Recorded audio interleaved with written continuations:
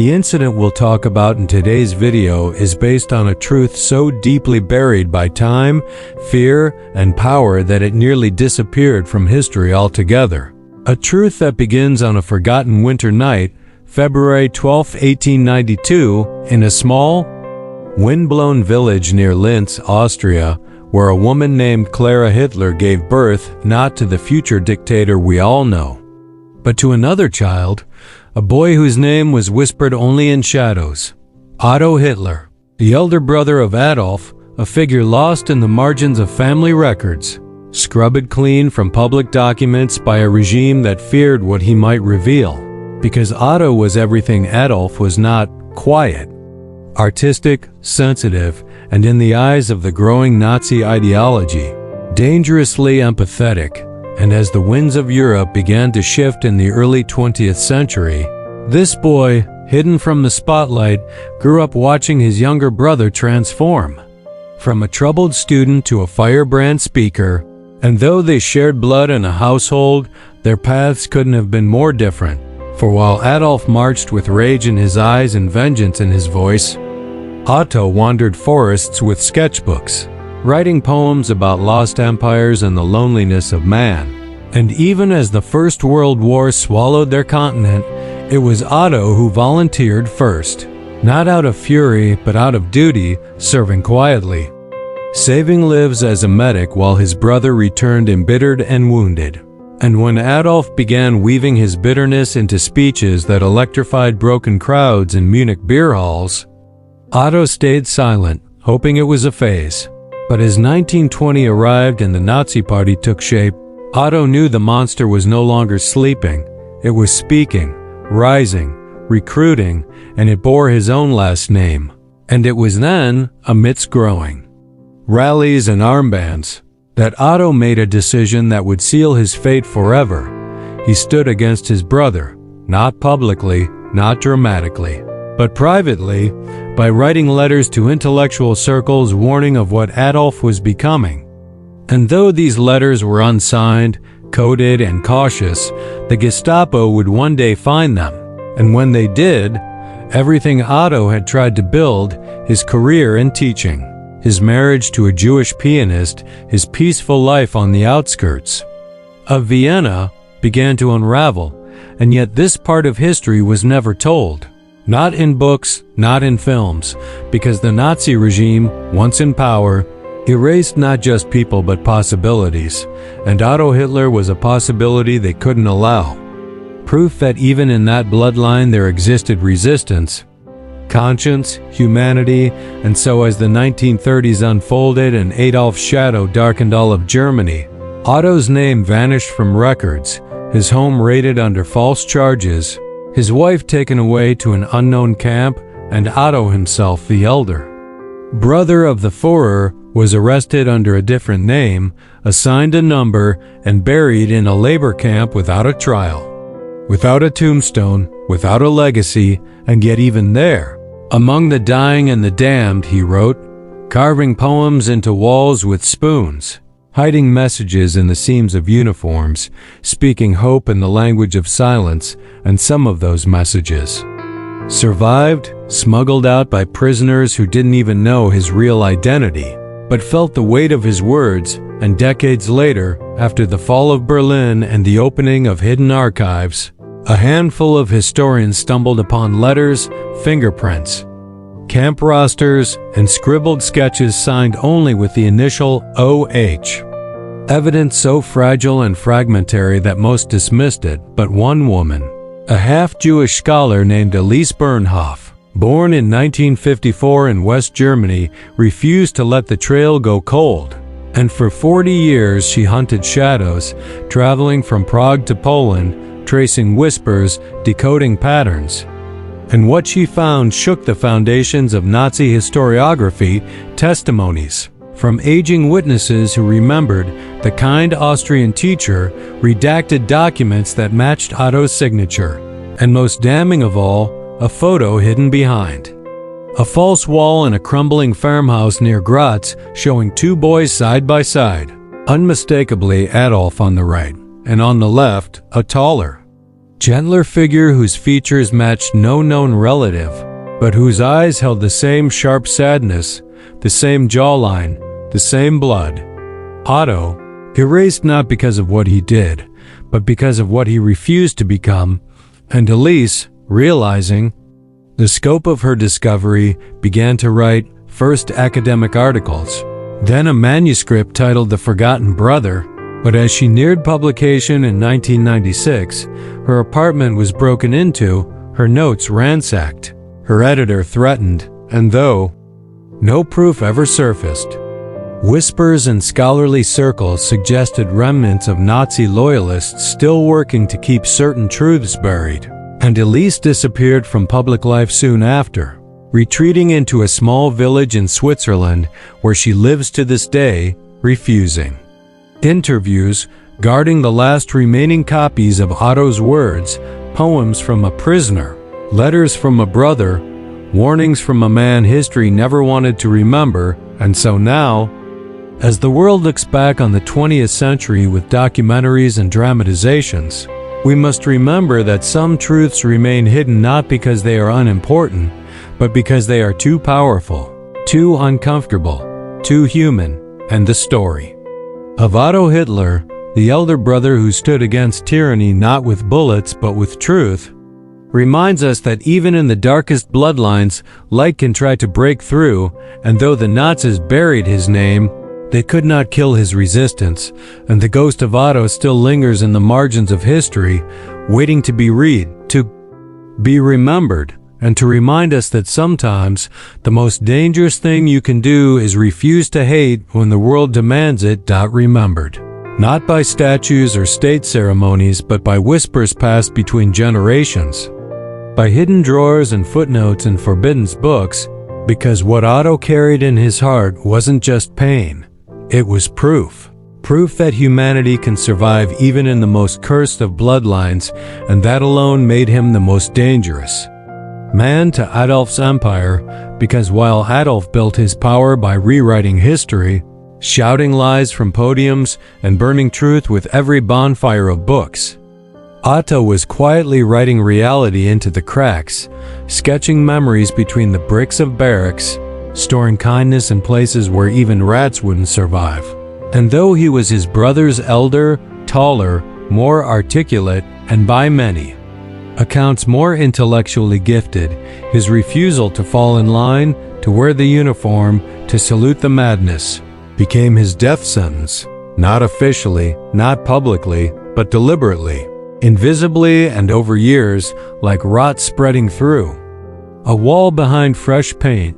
The Nazi regime orchestrated a complete and calculated erasure of Otto Hitler, not only deleting him from family records, but systematically destroying every piece of evidence that he had ever lived as anything more than a forgotten footnote in a rural Austrian parish, because Otto's sin was not betrayal, it was conscience. And in a world ruled by monsters, a conscience is the most unforgivable crime, and yet even then, in the coldness of nameless camps and anonymous prisons, Otto refused to break, continuing to write, to sing softly to younger prisoners, to comfort the dying, and to remind even those whose skin hung off bone that there was still music in the soul.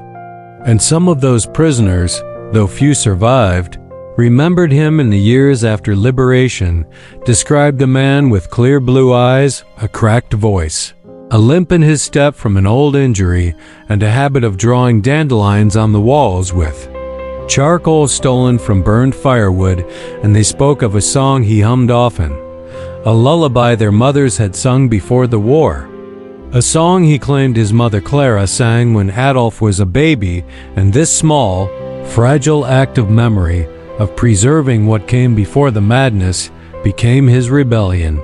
And in the years that followed the collapse of the Reich, as Germany tried to stitch itself back together with treaties and trials, this story remained buried, too painful, too destabilizing, too filled with questions no one wanted to answer.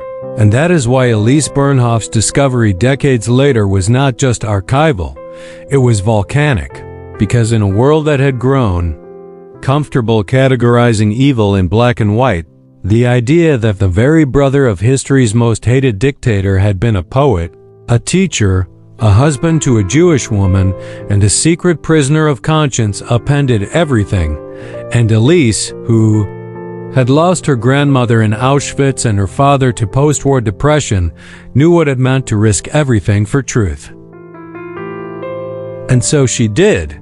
She risked her career, her safety, and even her sanity, following every whisper, every redacted file, every smudged letter, until the pieces began to form a map.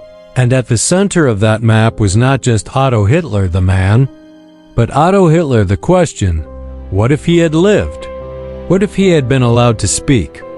What if the world had believed him before it was too late? And that question drove Elise into the darkest corners of post-war Europe, from mold-ridden cellars in Vienna to the frost-bitten ruins of St. Georgen, where witnesses claim that SS officers used old salt mines to bury not just art and gold, but memories, including, possibly, Otto's last letters, sealed in lead boxes under crates of stolen books. And though no one could confirm it, she found one scrap, a burnt edge of paper, barely legible, but unmistakably signed O.H., with a line that read in rough German, "Even in darkness, I remember the taste of stars." And that sentence, strange and poetic, was enough to reignite her pursuit with new fire. Because only someone who had seen the abyss yet chosen hope could write that. And so she pressed on, learning of a small Orthodox chapel in Romania where an old nun had kept a notebook given to her in 1944 by a dying man who spoke like an angel and wept like a boy.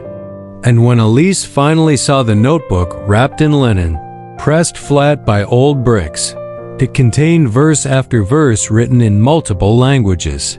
Coded references to Vienna streets, a music shop in Linz, and most chilling of all, a note addressed simply to I, written as a final attempt to reconcile, to warn, to save, and though the note was never sent, the words carved deep. Little brother, I see what you have become, and I weep not for the world, but for the child who once laughed beneath the pear tree, for the artist who once feared killing ants, for the son our mother loved more than herself, for that boy is gone. And what stands in his place is not you, it is what power has made you.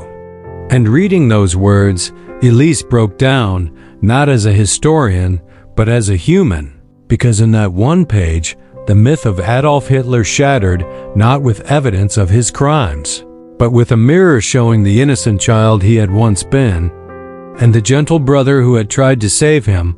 And from that moment on, Elise vowed not just to publish Otto's truth, but to protect it, to fight against the world's indifference. And so she began hiding his work in plain sight, printing lines of his poetry in art exhibits, embedding references in novels, even arranging anonymous exhibitions in hidden rooms across Europe where people could read his words without even knowing his name, letting his spirit speak where his name could not. And slowly, silently, the world began to feel him again, in paintings of lone trees under storm clouds, in sculptures of clasped hands that could not reach, in university lectures where professors cited unnamed sources that came from Otto's notebooks. And yet, still, to this day, governments refuse to acknowledge his existence. Family records remain sealed, and every attempt to update official biographies is met with silence or denial. And maybe that's why Otto matters more than ever, because, in a time when truth is chosen, curated, and often buried under noise, his story reminds us that resistance doesn't always roar. Sometimes, it whispers, it weeps, it writes poetry by candlelight while the world burns. And if even one child reads his words and chooses kindness over cruelty, then Otto has not vanished. He has won. Not with armies or speeches, but with truth, because even if the world stayed quiet and history books left his name out, the feeling Otto gave to those around him stayed alive. And that feeling was hope. A hope that even when everything around you turns dark, there can still be someone who chooses light. And in those darkest days of war, when the Nazi regime grew stronger and the world seemed to lose its humanity, Otto's choice to stand against hate quietly reminded people that kindness still existed. And now, even though many years have passed, that kindness continues to echo. And people like Elise Bernhoff, who had no reason to believe in a hidden truth, but still searched for it, prove that stories, no matter how buried, can be found if someone is willing to dig with love, not just curiosity. And as Elise followed every lead, from broken letters to torn books to stories passed in whispers by old survivors, she started to see a bigger picture forming. A picture not just of a forgotten man, but of a brother who saw where things were going before anyone else did, and who tried, in his small way, to stop it. And this part of the story matters so much because it reminds us that even if you don't have power, even if your voice is small, even if your actions seem invisible, they can still leave a mark. And Otto's life was full of those small but strong actions, helping a child in the camp who had lost her parents, secretly hiding food for older prisoners, drawing flowers on the gray walls to remind people of spring, and those actions, though not in history books, lived on in the hearts of those who saw them, and those hearts passed the stories to others. And slowly, little by little, the truth began to return, like sunlight after a long storm. And when Elise finally found Otto's last full letter, kept hidden inside the cover of an old music book in Prague, it changed everything. Because that letter, written in the soft, careful handwriting of someone who still believed words could heal, was not angry, not bitter, but full of memories. Memories of him and Adolf playing near the river, of their mother's laughter, of moments before the world changed. And Otto wrote that he still believed his brother could come back from the hate that deep inside there was still the boy who once loved music. And even though that hope was never fulfilled, the letter showed how strong Otto's heart had been. And when Elise read it to a small group of historians, many of them cried, not just because the words were beautiful, but because they were real, they were honest, and they revealed a side of history no one had dared to imagine, that inside the same family, there had been a man who gave the world fear and death, and a brother who quietly gave the world love and dignity. And that made Otto more than just a forgotten name. It made him a symbol of what could have been, and maybe that's why his story is still feared, still hidden. Because it shows that things didn't have to happen the way they did, that there was a chance for another path, a better one, but that chance was buried under lies. And now, as we walk through a world that still faces hate, division, and injustice, Otto's story comes back like a quiet voice reminding us to be gentle, to stay human, even when everything tells us not to. And that's why Elise didn't stop, even after people told her to let it go, even after she was threatened. Because she believed the truth wasn't something you keep safe, it's something you share. And so she started leaving small pieces of Otto's poems around the world, in libraries, in art galleries, even on benches and park walls, so that people who didn't know his name could still feel his heart. And maybe one day someone would ask, who wrote this? And then they would discover him not as Hitler's brother, but as the man who stood quietly against hate. And in that way, Otto would live again. Not through power or fame, but through the love that never left him. And if even one person in today's world reads his words and chooses kindness over cruelty, forgiveness over anger, then the story that was buried for so long will finally rise again, and Otto's life, once erased, will be remembered not just in books, but in the way we treat each other, with compassion, with courage, and with the belief that even the smallest light can shine in the deepest darkness. Truths, which start small like a whisper in the wind but grow louder the more they are shared. And Otto's truth, though hidden for decades, finally began to take its place in the world, not through speeches or big announcements, but through quiet moments when people discovered his story and felt something shift inside them. something that reminded them that even in the darkest times, there are people who choose to be good, even when no one is watching. And as Elise grew older, she began to see how many people had been touched by Otto's words. Not just historians or scholars, but regular people, students, teachers, survivors, even children who found comfort in knowing that someone like Otto once lived, someone who had the same blood as a dictator but made completely different choices. And this realization gave Elise peace, because she had spent her whole life following pieces of a forgotten story. And now that story was alive in hearts all over the world. And before she passed away quietly in a small home near the mountains, she made sure that every letter, poem, and note from Otto was safely stored, translated into many languages, and sent to libraries, schools, and homes, not under his full name, but with a simple note, written by a man who chose kindness. And maybe that's all Otto ever wanted, not fame, not revenge. Just to be remembered for trying to stay human in a time when the world was losing its soul. And now, years later, when people walk past old walls in Europe where tiny flowers are sketched in charcoal, or when they find lines of poetry tucked into secondhand books, they smile, even if they don't know why, because something gentle touches them, something true. And that is Otto's real legacy, not just the story of a forgotten brother, but the story of how one man, with nothing but love in his heart, stood against the greatest evil of his time, and even though he had no army, no weapons, and no spotlight, he still won in the end because his story lived on. And his choice to love instead of hate, to give instead of take, to remember instead of destroy, became a light passed from hand to hand, heart to heart, and somewhere, perhaps in a quiet corner of the world where no one is watching, a child picks up a book, reads a poem about hope written in simple, honest words, and though they don't know the name of the man who wrote it, they feel something inside, a feeling that in the face of cruelty, kindness still matters, and that even the smallest choice to care can become the biggest legacy of all.